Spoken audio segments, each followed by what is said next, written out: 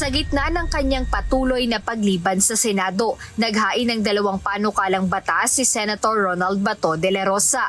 Kabilang dito ang isang bil na layong parusahan ang anumang panghihimasok ng mga dayuhan sa bansa.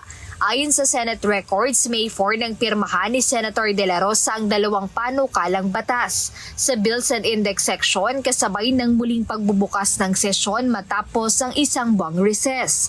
Ang unang panukala ay ang Senate Bill 2080 o ang Counter Foreign Interference Act. Layunin nitong bigyang depenisyon at patawan ng parusa ang mga dayuhang nakikialam sa mga usapin ng bansa. Target din itong bumuo ng isang council na tututok sa proteksyon ng ating ekonomiya, politika at seguridad laban sa impluwensya ng ibang bansa. Inihain din ang Senate Bill 2079 o ang National Police Clearance System o NPCS Act.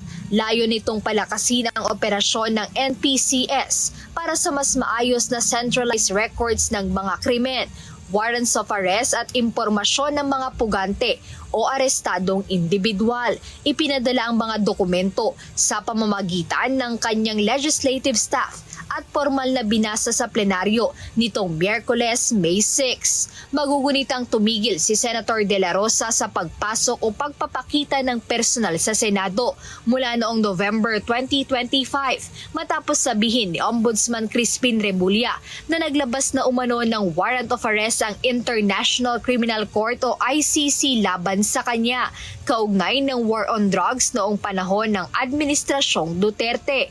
Dahil sa kanyang matagal na pagkawala, nahaharap na ang senador sa isang ethics complaint na hanggang ngayon ay hindi pa nare-resolba ng komite dahil kasalukuyan pa ring inaantay ng Senate Committee on Ethics and Privileges ang tugon o pananaw ni Senator Bato sa planong amyendahan ang no work no pay policy ng Senado. Jedne Resina, humahataw sa balita ngayon.